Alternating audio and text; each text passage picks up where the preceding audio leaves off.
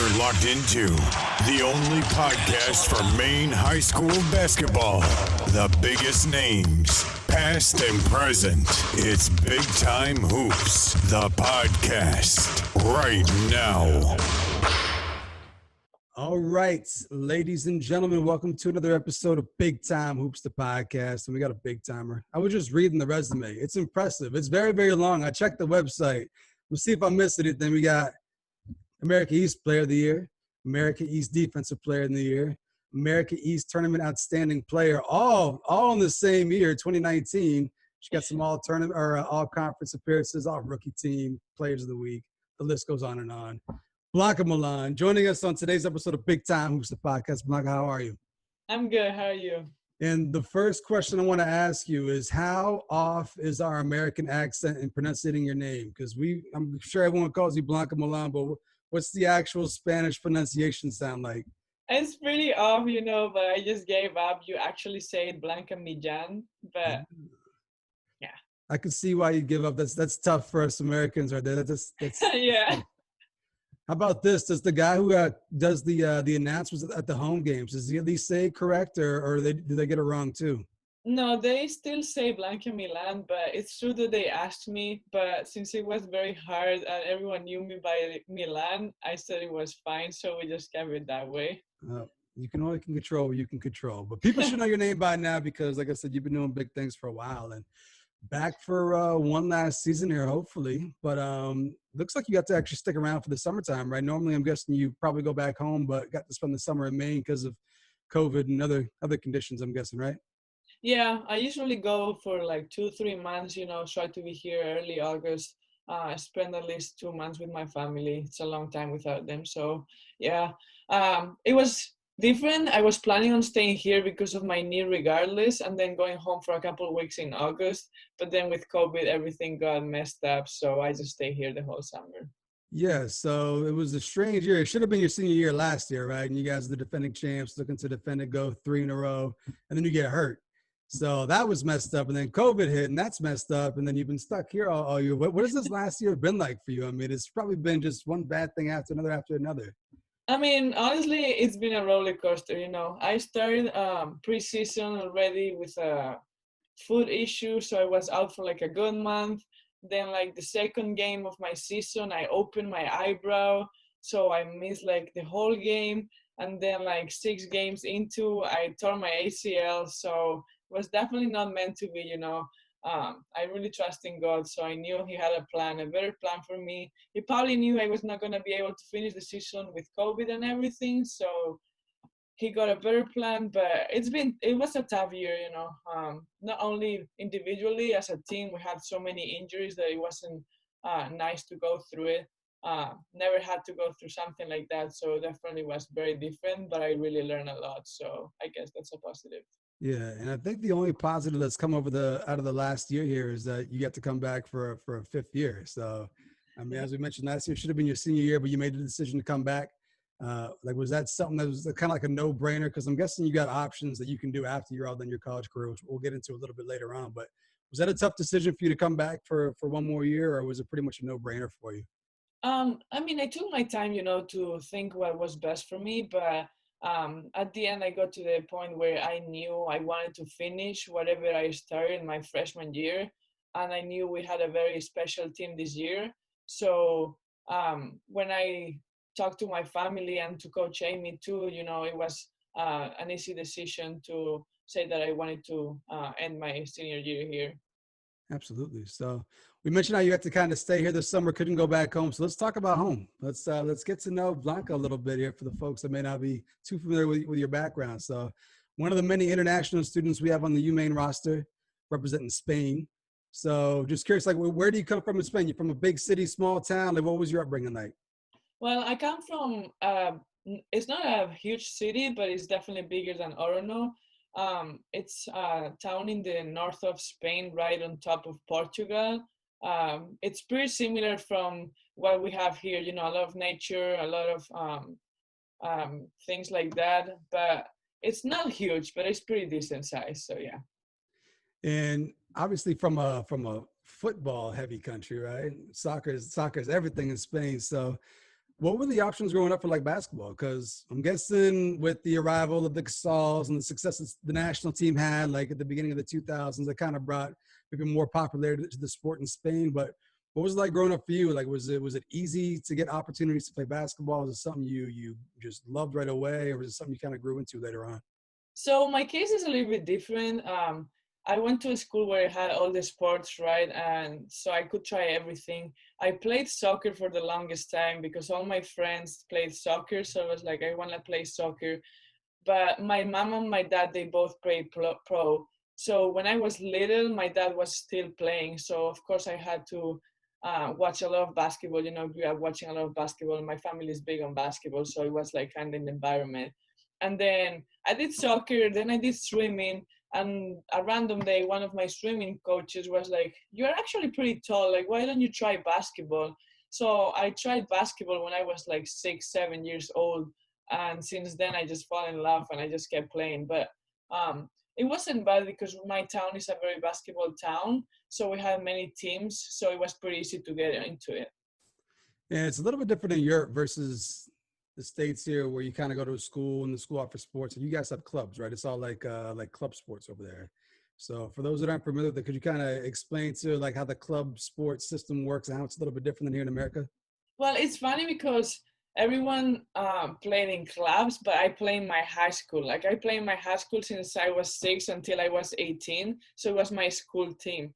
But usually, what it is just like an association or whatever, and people just get the best players from around the area. It's like kind of an AAU team, but that's how our clubs work basically.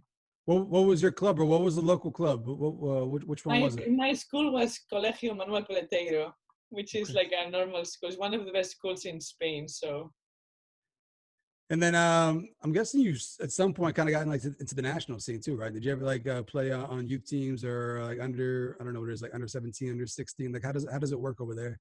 so basically, what happens is we have like it's not states, right? But we have like communities in Spain. So you first go to that team, which is like my region is Galicia. So we have like a national team for that, and then from that you play a championship with only Spanish regions, and then from there you jump to the national team. So I played both, and then I did pretty well in the my region in Spain. So I started going with the U14 with the national team, and then U16 all the way up. And that's how they scout you basically. And then with that, you get to travel, right? So I'm guessing once you get on that national level, you guys are playing just other teams in Europe.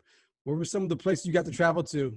And it's gotta be cool. I'm guessing just kind of traveling Europe and playing against some of these other teams. But like, do you guys leave Europe? Do you guys go to like other continents and stuff like that, or was it pretty much just strictly in Europe? When I was playing, it was pretty much in Europe because I never played like world thing, a world championship. I just play European, so we got to travel basically like France, Germany, Czech Republic, all those places, Hungary, Greece, so all over Europe. But yeah, you travel a lot. Okay. And like one of the things here in the States is you go to different parts of the country here and it's different styles of ball. Even like in the state itself, if you go like northern Maine, southern Maine, it's like different styles of ball. So in Europe, what are the different styles? Like what's the Spanish style of basketball? How would you describe it? Um, I'll say it's like pretty fast. It's one of the most talented countries, so we have a lot of good players. So I just say it's pretty fast, but it's also very tactic. So every team has like a very clear structure and everyone knows what are they doing. But it's a big difference because it's mostly the same throughout the whole Spain. Everyone plays kind of the same, but Europe is very similar. So it's not as such a big difference as here in America. How about in Europe? Like who's that country that just plays physical in your face basketball? Like those bullies. Like who are the bullies in Europe? There are a couple. France is pretty tough to play, honestly. But then it's countries like Hungary or I don't know, probably Germany. Countries like that, they're always tough to play. Is there one country you get up for to play against more than others? Like is it just like all right, we're playing this country? I France can't has wait. been always our game. It's just we're neighbors, but it's not good. Okay, I like that. Yeah. So obviously you got noticed playing international ball. It's kind of how you got over here to Orno. So I'm curious, like when did the recruitment process get started? When did you get noticed? And was it pretty much UMAINE from day one, or were there other schools that were kind of interested in that you were looking at before you made a decision? So I think I was 16. I just came back from my U16 European Championship, which was in Hungary, and obviously there was people watching. So it was random. At the end of one day, this guy came up to my mom, and he asked her if she knew if I was interested in coming to America to play basketball. So my mom was pretty sure I was. So she told me after. I was like, yeah, for sure. So since that day until like I signed with Maine, I just kept getting emails from a bunch of different schools, all levels, big schools, mid-majors, lower schools. So it took me like almost 2 years to make the decision. I cut my list down to like 3, 4 schools. And then by the time Coach Barron was the coach for us, so he came to Spain a couple times. He explained me like what was the program about, how we're doing, what about Maine and all that. So I really thought it was a great place for me. I signed without even visiting, so I visited after I Wow. signed. Yeah, so that was pretty much it. It was pretty long, but I was like 100% sure what I was doing, so I went for it. Yeah, and like, was that something? Because like, here in the States, like kids grow up saying, I want to play professionally, I want to play D1, stuff like that. Was playing in America, like coming to play in college basketball, was that something you thought about growing up, or is it something that just kind of you started thinking about as you got a little bit older? It was more when I got older. Like from day one, I knew I wanted to play in the WNBA, but I didn't follow college as much, so I didn't know a lot about it or how it worked, or like that there are so many teams, like difference, like mid-major, or I didn't know anything. So when I started hearing of it, I was like, it might be good for me to go play college and then from there try to go to the WNBA. So I would say when I was 16 or so, I started to like want to know more about college. And then it was when I was like, Mom, I really think I want to go there. And it looks super cool. So I was like, it's so different from here, that I really want to go. And they were like, just go for it. So you were brave and you made the commitment without visiting campus first. That's really, really brave of you, because Maine isn't for everyone. It's an interesting state, especially with these winters. So what was your first actual visit to campus like? We're like, oh God, I think I made a mistake. You're probably thinking this is not what I picture when I picture America. I don't picture small town Orono, Maine. But what was your first reaction to actually getting on campus?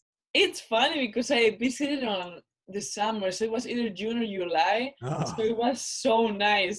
Like it's like seemed like an actual town. Like I was so excited about it. Like 80 degrees, 90, super sunny. yeah. So it was like I love it. Like it reminded me to home a lot. So it was like I like it. And my mom was the same. Like she was like, you're not used to a huge city. So I think this is very good. Campus is not gigantic, but it's a pretty decent size. So it's like, yeah, I think it's perfect. So I was pretty happy about it. And then winter hit my freshman year. I was like, wow, this is not what I thought it was going to be. But, you get used to it and get through it. I don't think you ever get used to it. I've been here my entire life and I'm still not used to it. Every time winter rolls around, I'm still like, God, it's so cold around here. But Yeah. so also there's a huge culture shift going from Spain, where you grew up your whole life, coming to America. So that takes some adjusting. Then also just the style of ball. We mentioned how like the style is a little bit different in Europe and in Spain. What was your biggest adjustment style wise or just basketball wise when you got here? I'm guessing like even like language and slang and just stuff you guys said on the court was different. So what were some of the things you had to adjust to your freshman year here? My first months were tough, honestly. My school was bilingual, but when you get here, you realize the English is completely different. So off the court, for sure, I struggled. Like I barely spoke English. I barely spoke to anyone. I was so quiet. So on the court was basically the same. I literally spoke to one teammate, and that was all. And I never understood what they were telling me. So I was like very shy in that way, but I was also very shy basketball because I didn't know what was expected or what they wanted me to do. So that was a big adjustment, to be myself and not be afraid or whatever. Took me a while. And then for sure, the weights, like I have never moved a weight until I got here. Like I never done lift in my life. So then I get here and we're practicing 5, 6 times a week and lifting 3 to 4 times a week, plus running. So I was like, this is crazy, like a big part of this game here is being strong and fast. So I was like, that's crazy. So it took me like 3, 4, 5 months to get used to all the lifting, like, all the routine, I would say, to be able to feel like I was myself again. Yeah, you mentioned just kind of being a little timid on the court. And I remember going to your games your freshman year, and you could tell, like, just like watching you play, like she's gonna be good. Like you could tell, like she's figuring out, but she's gonna be good. And I was right on that. That prediction was right. So when did things start clicking for you? Like when did things start slowing down, and you just kind of felt more comfortable on it? Did it take that whole first year, or did you kind of figure things out halfway through your freshman year? Like what was the point in which it just all started to click for you? I think it was at the end of my freshman year, but it was a lot of things. I started to understand the mental part of the game, which is a very big part of the game in college, the mental side. So I started to go already, spend a lot of time on my own. Then I also figured out like how to watch a lot of film, myself, my team, who I was playing against. So it took me a while to realize that it's not just the amount of work you put in the court, which is a big part, So at the end of that year, I realized that there was so many other things that were going to help me to be a great player.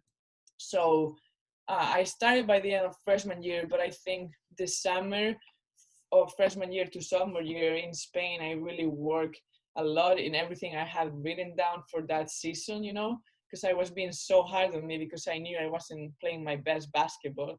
Right. And then when I got here sophomore year, I think it was when I was just like ready, and one of my goals was like be yourself. So that really helped me, and then it just went the right way. You mentioned conditioning and weights and all that stuff too, which, something you mentioned didn't really pay attention to until you got here. How much did that help your game out? Just getting a little bit faster, a little bit stronger? Is that something you could tell, like maybe help with confidence on the court? Like, did it make a big difference for you? Yeah, for sure. Coach Amy always laughs because she knew I hated. Like I would cry every time they mentioned the word weight room. I would cry. So she knew, and now we play around because and now I don't love it, but I really like to get in the weight room, do my work. So getting strong and faster definitely helped my game a lot because people here are very strong and athletic. So I knew I had to step it up. So one of the big adjustments that helped me was definitely getting stronger. So you come here from Spain, recruited here by Coach Barron. Then Coach Barron leaves, right? And then Amy takes over. Was that in between your freshman and sophomore year? Yeah. What was that like? I mean, I'm guessing like you kind of establish a relationship with Coach Barron. Him being part of the reason why you come over here. You're here for a year and then he's gone. Well, I mean, you kind of just changed benches, went to the other bench. But what was that adjustment like for you? Like having someone else take over the program and then playing for a new coach? I mean, it was weird for sure. Like my class was 8 freshmen. 6 of them left, and then the coach leaves too. It was for a reason. Yeah. So my thought by that time, it was like I'm really grateful Coach Barron brought me here. He needs to step out for some reason, So I was just hoping for him the best. And then I had a very close relationship with Coach Amy by the time too, because she was the assistant coach, So since I got here, she was the one always helping me, in the sidelines, off the court, in the class, bringing me everywhere that I needed, helping me with the English. So we had a different type of relationship, but we already had one. So obviously when they told us that she was going to be the head coach, I was super happy about it because I knew how she was, she played here. So she really knew what was all about, how we felt about it. So I was very excited about it, and I knew she was a great coach.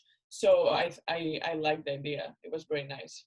And then sophomore year just winds up being great for you guys. You guys that have been knocking on the door trying to win the conference championship, and then sophomore year you do it.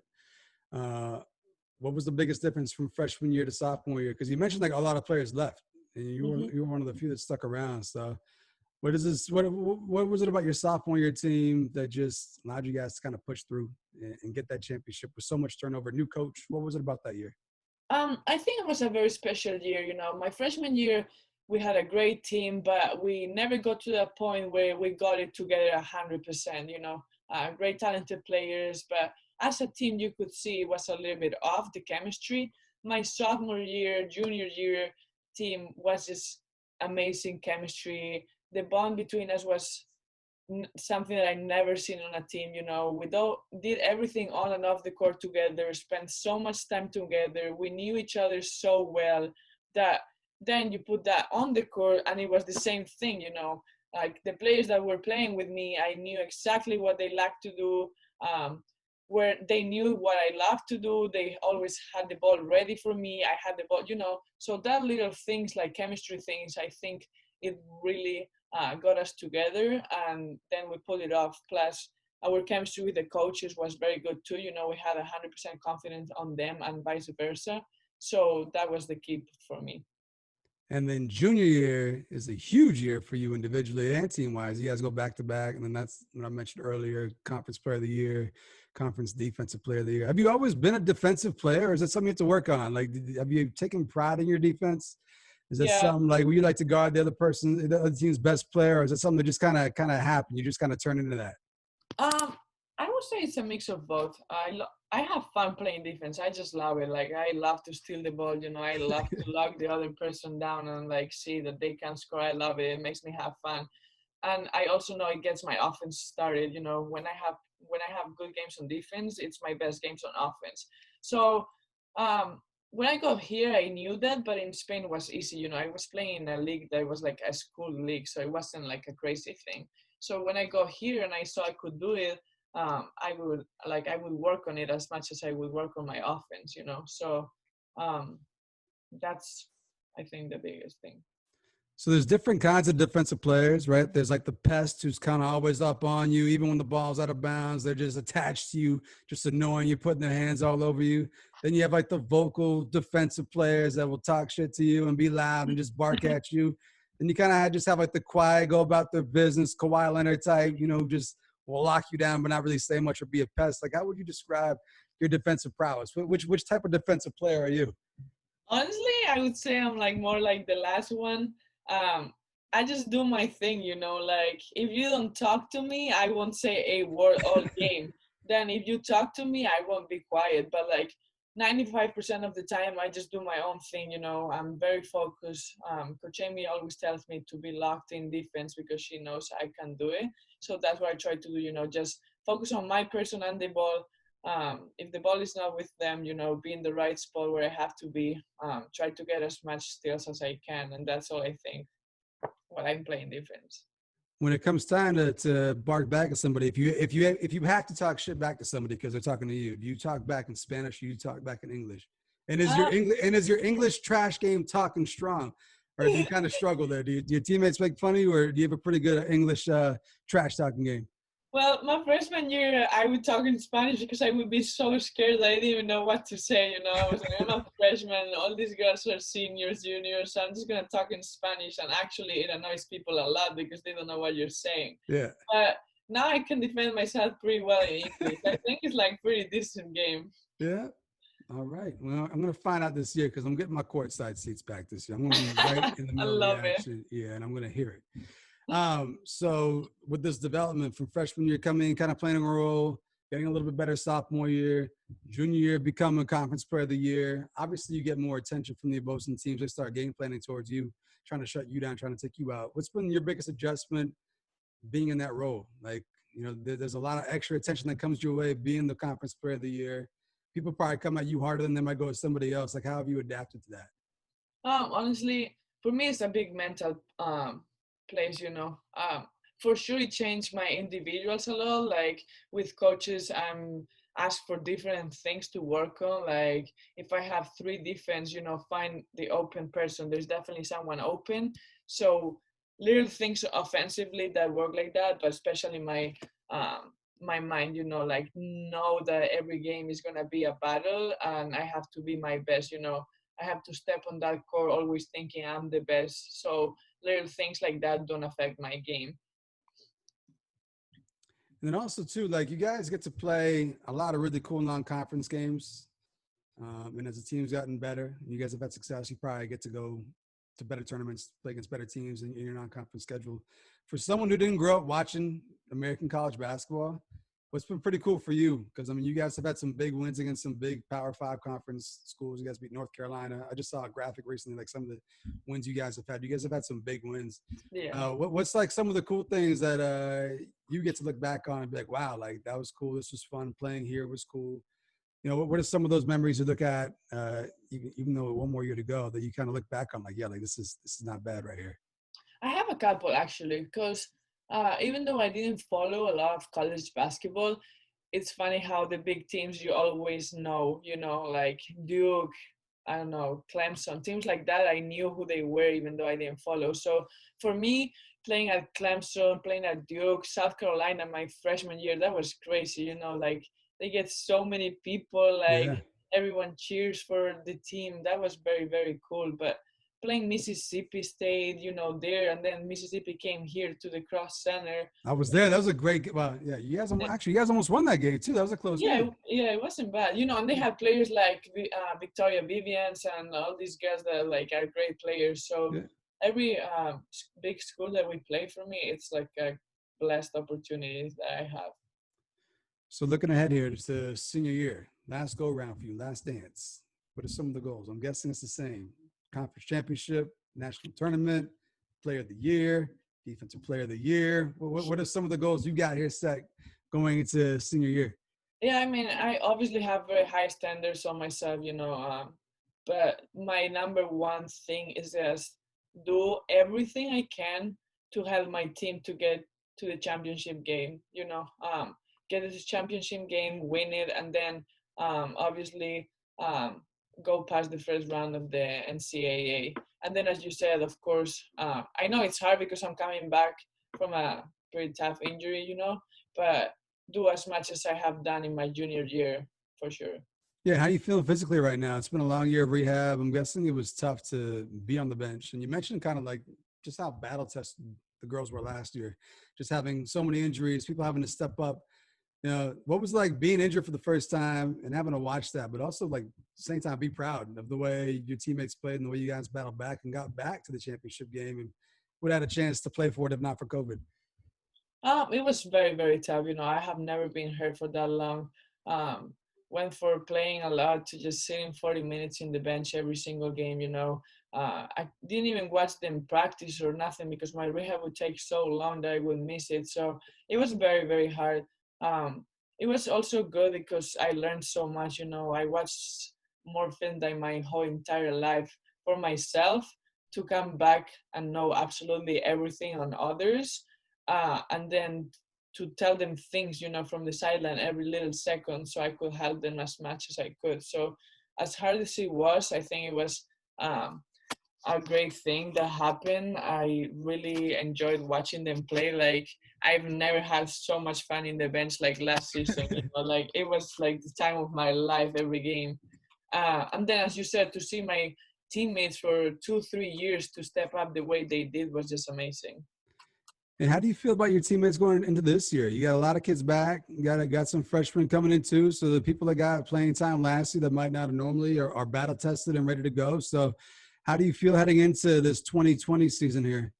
I'm so excited, honestly. Like these kids play like 30 to 40 minutes because we barely have players, and they show they can play great basketball, great level basketball. So I'm very excited for them. Everyone knows they have a role, and everyone it's really, really good at their role. So now that we Fanny's back too, I'm back too, plus all these kids, plus the freshmen, which are super talented, I think it's gonna be a great year, and I'm really excited about it. Absolutely. I'm excited. I hope things get back to normal soon. And as I we hope talked so. about in the beginning, you guys had media day this week. Bunch of pictures came out, fresh new jerseys, ready to go. Like you guys must be excited, I'm guessing. Yeah, very. And we had your assistant coach Tom on a couple of weeks ago. Talked about where you guys are at. You guys close to starting practice? Must be this week or next week, I'm guessing, right? Or workouts at least. Yeah, we've been doing workouts for the last couple of weeks. We don't know very well official practice yet, but it's about to be soon too. So Awesome. Can't wait. yeah. So I got a couple things I want to hit on before we get up out of here. We're going to play a game real quick because we mentioned how you've been in Maine for 4 years now and you have to spend the summer here for the first time. So I'm going to ask you, I'm going to see how well you know Maine. I got some questions for you. And the sad thing is I looked these up and I didn't know the answer to some of these. So if you get Okay, some so of I these probably right, won't either. yeah. So if you get some of these right, I'm gonna be very upset with myself that I don't even know some of these answers. So first question, what's the capital of Maine? Augusta, All right. How about the biggest city? Portland. Yeah, okay. Those are easy ones. Here we go. Do you know what the Maine state animal is? No, Any ideas? Any guesses? I don't. The deer or something. Close. It's the moose. It's the moose. Ah, I knew that. I knew that, but it's Yeah. okay. It's okay. How about the Maine state bird? This one's tough. I have no idea. I can't even say one type of bird anymore. It's the chickadee, and I don't think I've ever seen a chickadee in my entire life in Maine. But you know what Maine's nickname is? Pine State or something? Pine Tree State. All right, there we go. And just looking at some of these other facts, none of them are that great. I don't really have anything else. But how about maybe someplace you checked out in Maine this summer that you didn't get a chance to check out before? Like you get to do I some went exploring? down to Bath, Maine. Yeah, One of my friends is from there. I loved it. It's so nice. I really loved it. nice. So I got one more question I got to ask before we get up out of here because someone brought it up to me yesterday and I want to know if it's true. So there's been rumors that the UMAINE women's team has been playing some pickup ball in the park out here on Davis Road in Bangor. Is there any truth to it? And I heard that the UMAINE girls were out there and they were busting ass. And I want to know if there's any truth to this. Yeah, it's actually true. It is. We've been playing a lot because we can play in the gym, so we try to get as much pickup as we can as a team. So yeah, it's true. And you guys are just beating up on all the guys out there. Sometimes, we try to just play against ourselves, but sometimes they happen to be there. So. All right. Is it still going on? Like, I wish I would have known. I would have went down there and checked it out. I want to see this. I want to see this stuff. Are you guys done with that now that school's back in session? Yeah, we do it less. We try to go 2-3 times a week, but. Unbelievable. I had no idea. I only found out yesterday. But like I said, I heard you guys were busting ass and people were saying that, God, these girls play physical. Like they can't get over how physical you guys play. I'm like, yeah, like this it's the real deal. It's D1 Yeah, basketball. it's funny because the guys there complain a lot. But yeah. All right. Before we get up out of here, I always give my guests a chance to say anything that they want to say. Anything you want to say to Black Bear Nation, anything you want to say to the doubters out there, anything you want to say to the folks back home, anything at all. Now's your chance to say what you got to say before we get up out of here. I just want to say I'm not American, but with everything that's going on right now, just please make sure you vote, and as well as keep supporting Black businesses. The Black Lives Matter. It's a very serious thing, important thing that we should all support. We are all equal and we have the same rights. So just please be aware of that. Try to do your best. And also shout out to my mom, my dad, and my sister. It's been there so long. So yeah. Have they had a chance to come over here and see you play at all, or they just watch online? They come like once every year at least. So yeah. Yeah, hopefully they can get back over here soon for the big senior finale. Hopefully it wraps up in another conference championship, NCAA tournament appearance. I'm really, really hoping so.